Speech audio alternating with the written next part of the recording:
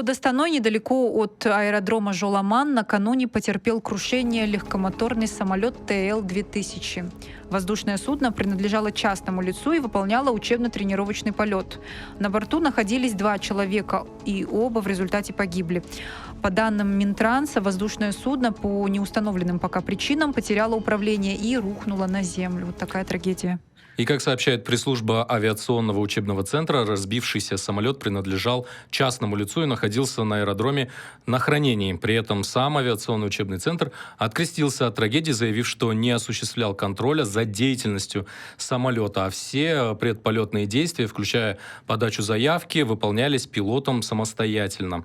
При этом единственным пассажиром на борту был сотрудник того самого авиационного учебного центра. Руководство сообщило, что этот полет не входил в его должностные обязанности. Он сел в кабину злополучного самолета по собственной инициативе.